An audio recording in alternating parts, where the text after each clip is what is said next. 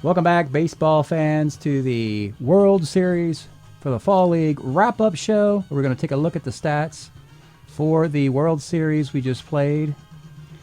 We're looking first, the Ohio players winning the World Series, 4-3.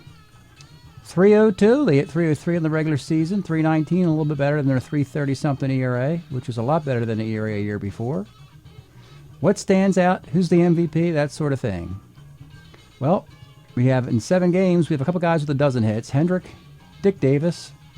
But when you look at the long ball and the RBIs, he only scored 30 runs. Philadelphia scored 25 runs. It's a 5-run differential. And good teams, well, like this Ohio player team, they divvy it all around. Contributions all over the place in RBI. Matlock and Mumphrey are the top 2 hitters in the lineup, so they're going to score most of the runs. But, I mean, you got 5 guys having great World Series offensively, which diverts the World Series MVP down to Mike Norris. Of course, he would match up 3 straight times with Steve Carlton, and he won all 3. 26 of a possible 27 innings, 22 hits. Look at these small numbers here, though. Just 3 walks and 3 starts, just 8 strikeouts. You know, $1.73 ERA, 96-cent whip.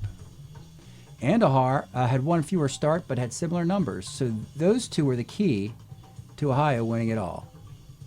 Vida Blue had a rough time in his 2 starts as a left-handed starter with a 6.39 ERA. The mop-up men were Todd, Jefferson, and Jackson.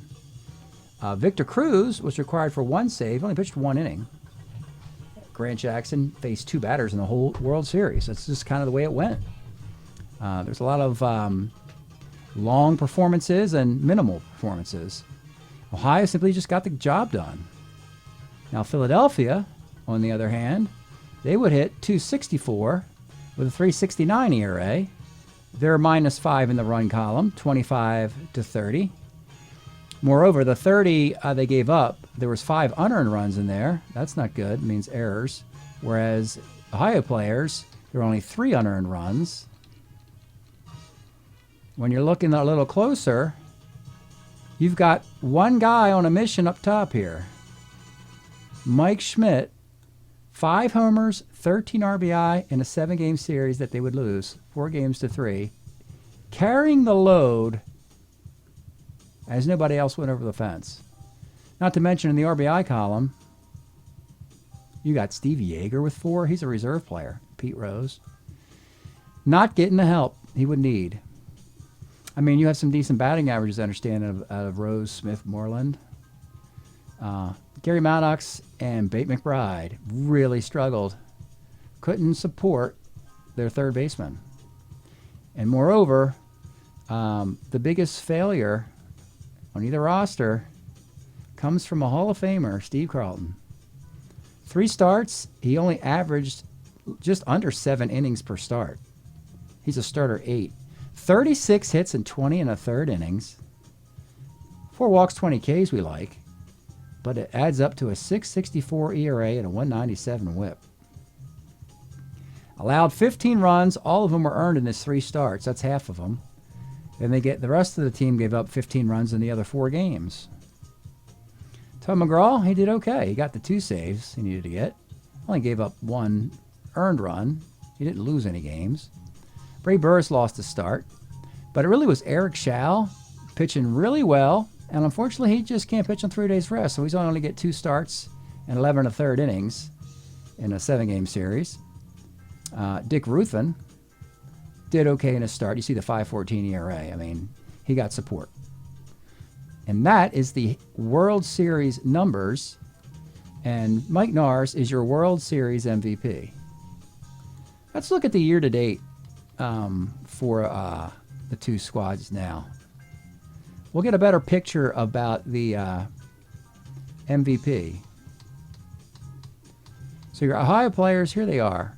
Again, see 302, 334 team ERA. Pretty consistent with the World Series performance. Look at the RBI column. Again, consistency. That's their trade. Nobody stands out. However, the offensive MVP is George Hendrick. 379, 69 hits, 30 RBI to lead the club. Madlock hits 335, but Madlock does it with a 341 card. I want to get back to one other player, Mike Easler. Here he hits 360 and 114 at-bats. He's often, though, sits against lefties. When we go back to that World Series block, I just want to look at this one thing I missed before. There it is. Mike Easler, he had 14 quiet at-bats. They weren't really that quiet, though. 2 home runs, 6 for 14.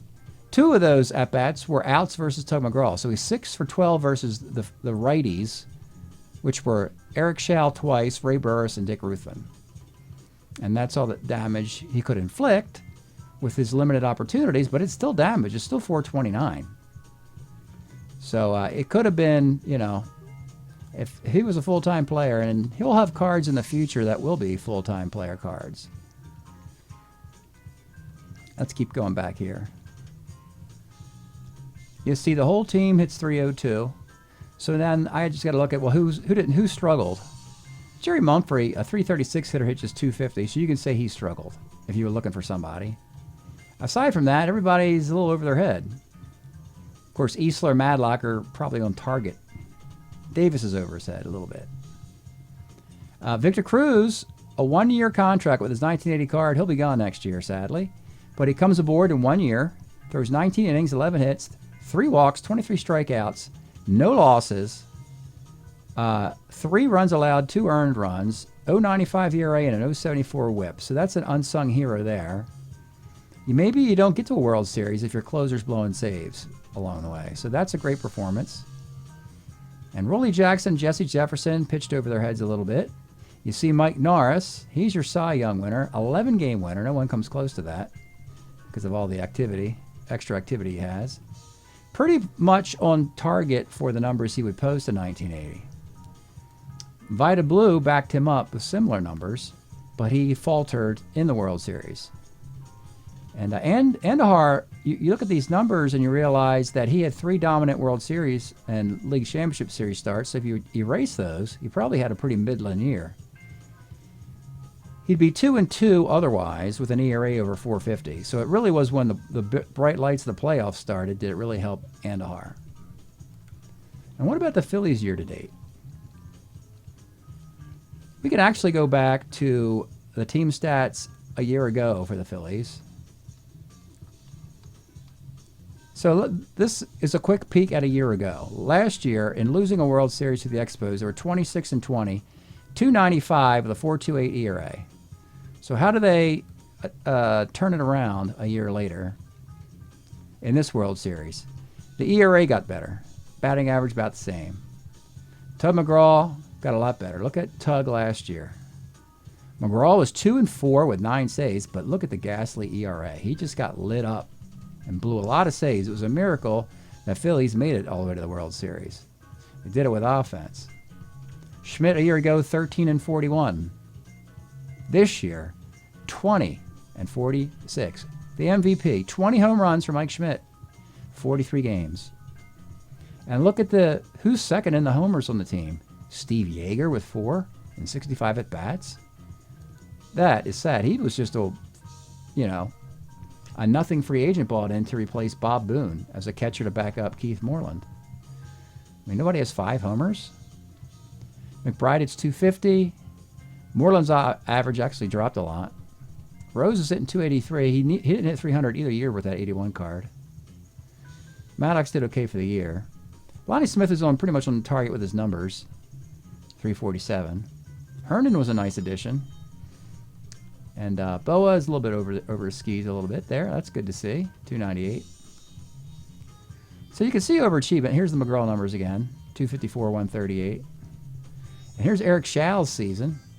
So it worked. Signing him to back up Carlton worked, particularly in the World Series. Kept them in a 7-gamer. 7-2 with a 2.62 ERA and a 1.03 whip. It would have been interesting if Vida Blue on the Ohio players would have matched up versus Steve Carlton head-to-head as 2 lefties, because somebody would have to win. But it didn't match up that way. Worked out for Ohio. We assumed it was going to work out for the Phillies and Steve Carlton. That he was going to outpitch the ace Mike Norris, and it was just the opposite. Didn't think the Ohio players, if you take Mike Easler out of this offense, were going to be able to produce enough against the Philly left-hander. And they did. They got, again, production out of Davis and Hendrick and so forth. Tony Pena, Madlock, even Landrum had some hits. We can, in this analysis here, we can also look at some 3-year numbers. We have individual leagues graded. American League, because it won the World Series, is 251 and 250, where the National League is a game under. That was the 7th game of the World Series, is the decider of that, of course. These are the combined numbers of both leagues. And I want to bring this little graph up here. Just going back 3 years, limited sample, to 2022, 23 and 24. This is the total number of games played, 500. Then 498, and then this year, 5 fewer, 493. That's a small percentage gap difference. The highest number, the more competitive the league is. But the number of games total is so minuscule, the difference, it's hardly worth noting. The saves totals, these are saves, 244, 241, 247. This is innings pitched, etc. We can focus on these numbers here. League batting average and on base. Hit 274, dropped a little bit to 270, and hovered and stayed there. The on base went from 338 to 331, and it stayed there. Look at that, 2 years in a row. Offense is the same. Difference is, I guess, runs scored, because the ERA is up to 423. From 428 down to 411, back up to 423. I guess the focus was getting guys on base via walks. You got 500 games here, 122 walks. Walks dropped to 3217, and then dropped again to 3134. So that's the 3-year run of stats for the league. We can also look at a draft order as well. So Ohio player, the Ohio players draft 32, of course. Phillies 31. Runner-up Houston and Oakland. Hard to believe it when you go up top and look at these proud franchises that are. The St. Louis Cardinals are the first pick in the draft next year. That could easily be the kind of thing that could put them into the World Series, because we're getting close to the 82 Cardinal World Championship. So maybe they knock the draft out of the park. Also interesting, they won the Commissioner Award. See the CA?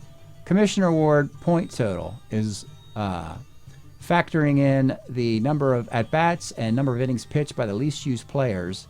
Whichever team has the highest amount before the playoffs begin wins an extra draft pick, which is the 33rd overall pick in the draft. That means the Cardinals will be picking 1st, 33rd, and 34th. They'll have 3 of the top 34 picks in the draft. So that could be good news for St. Louis, bad news for Pittsburgh, Cincinnati, and the Cubs. You see Seattle, of course, another expansion team that has not had favor fall on them like it did Ohio. There's Las Vegas right there. Okay, there's Colorado. Just going to highlight the expansion teams. There's Florida. They all have losing records. Arizona is at 500. And Portland was the de facto winner of the Mountain Time Zone division, in which one of the 4 expansion teams was guaranteed a playoff spot. So that's why they go to the playoffs. But they did it with a nice record, 19-11. And then you see solid teams like Cincinnati get bounced as the number 1 seed. Oakland probably overachieved. Looking at the window from 80 to 83, once you get past 1981, Oakland's star will start to fall and doesn't pick up again until the late 70s when Canseco McGuire emerged. So it's not looking good for Oakland. Houston should have a window that'll stay open just another year at least. And of course the Phillies will have the 81 Schmidt again. So as long as the 81 Schmidt card exists, they're always a threat. The Ohio players, can they go back to back? Well,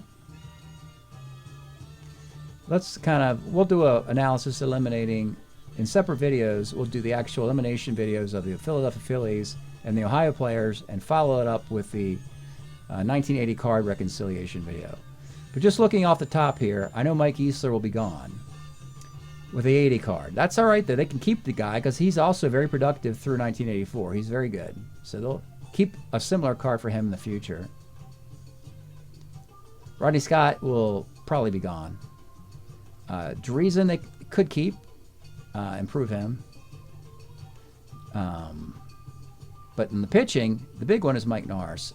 He'll have one more year, but it won't be nearly as good. His ERA is just under 4. Vida Blue will have to go into another card. He might have one decent card left in him. Andujar will have that 82 card, so he might move up to be the ace next year. The ace of the team. And as far as the Phillies in that 1980 World Championship window, luckily Schmidt's 81 was just as good, if not better than 80. Pete Rose is an 81. Lonnie Smith will still have a good 81 card hitting 324. Moreland will regress a bit. He'll never hit the gaudy 314 that he hit. Let's see who else. Oh, Bate McBride is, yeah, his star is going to fall. And of course, Tug McGraw and Steve Carlton. Carlton's still good in 81. McGraw will never pitch as good as he did in 1980 again after this. So the Phillies do have some holes to fill. If they want to get back to another playoff appearance against the Expos, which is what happened in real life in Major League Baseball in 1981. Steve Rogers had some fantastic pitching performances against the Phillies to win that series. And then the Expos played the Dodgers after that.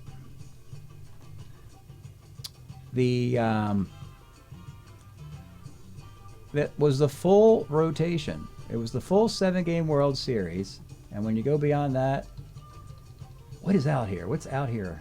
Congrats, Ohio player, first expansion champion. What happens if you keep going? Empty boxes. Just more empty boxes. The further you go. You fall off, flat earthers. You just fall off your spreadsheet at that point. So that'll do it for the World Series wrap-up show. Next video, we'll look at the trail of cards for Philadelphia and Ohio as we go into the off-season, and then we'll reconcile the 1980 cards who are leaving the card set. Thanks for checking this out. We'll see you next time.